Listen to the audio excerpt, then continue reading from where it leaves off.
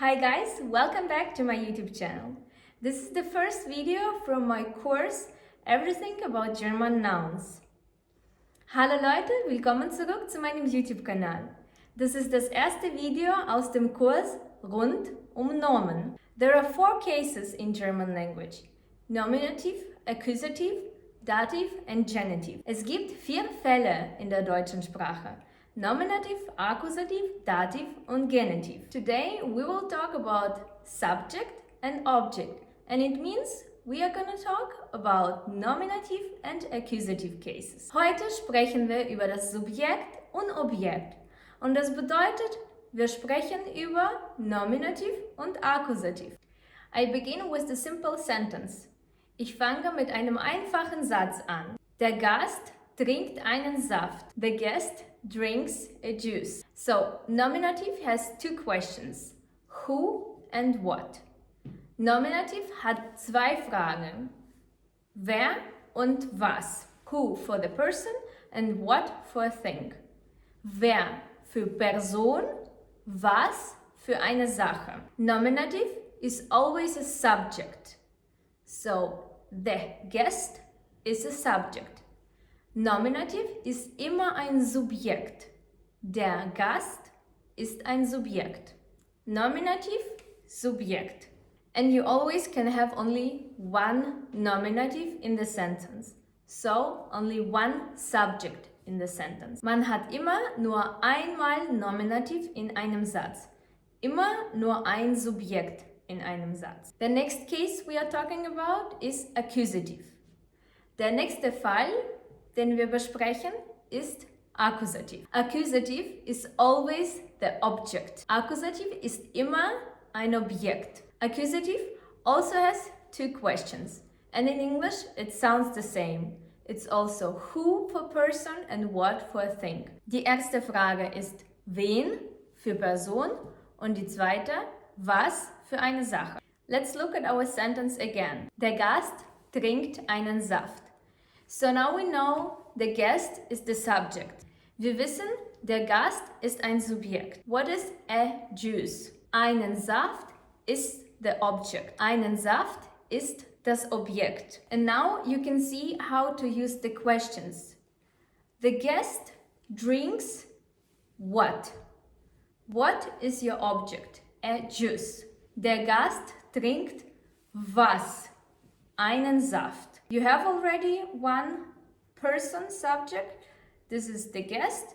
And now the other noun will be your object. Das erste Nomen ist das Subjekt und das zweite Nomen in diesem Fall ist das Objekt. So in this example you have one person and one thing. In diesem Beispiel hatten wir eine Person und eine Sache. Aber wir können uns auch ein anderes Beispiel anschauen, in dem wir 2 Personen haben. Eine Person ist das Subjekt und die andere Person ist das Objekt. But we also can have the sentence where we have 2 people. One is a subject and one is an object. For example, a sentence, I love a man. Zum Beispiel der Satz, ich liebe einen Mann. So in this sentence you have 2 people. Ich, I, and a man. Einen Mann. One is the subject and the other one is the object. And in this example you can see the change in the question. Ich is wer, who, and einen Mann ist wen, who. So in English, who. In German, it's ich, wer, but einen Mann, wen. If we change this sentence to the question, we'll have the question, who loves who? In German, it will be, wer liebt wen? So until now, we saw the change in the question.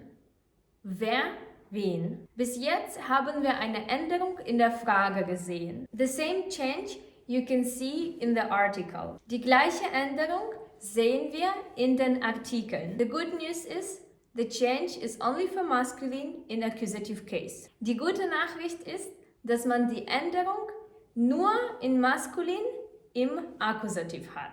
Alle anderen Genera, Neutrum und Feminin und Plural, bleiben im Nominativ und im Akkusativ gleich. All other genders, neutral and feminine, plus plural, stay the same in nominative and accusative cases. All the possessive articles you have to change the same as the article kein. Kein means none. Die Possessivartikel verändern sich genauso wie kein.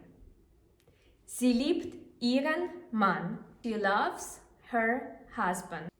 Somewhere here I will write you 5 verbs which you can use to build different sentences. Hier sind 5 Verben, die ihr benutzen könnt, um verschiedene Sätze zu bauen. Please write your examples in the comments down below. Bitte schreibt eure Antworten in die Kommentare. Try to use different subjects and different objects, people and things, and try to use different genders. Bitte versucht, verschiedene Subjekte und Objekte zu benutzen, auch verschiedene Personen, feminin, neutrum, maskulin, damit man die Änderung des Artikels sieht. If you use different nouns and different genders, you can see the change of the article. So, the verbs are, die Verben sind, brauchen, kaufen, haben, essen und sehen. Good luck, this was our first class. I hope you understood everything. If not, please let me know in the comments down below. Viel Erfolg, das war unsere erste Unterrichtsstunde. Ich hoffe, ihr habt alles verstanden. Wenn nicht, dann schreibt mir bitte eure Fragen in die Kommentare. I will see you tomorrow in our next class. Ich sehe euch morgen in unserer nächsten Stunde. Don't forget to like this video and subscribe to my channel. See you soon. Bye!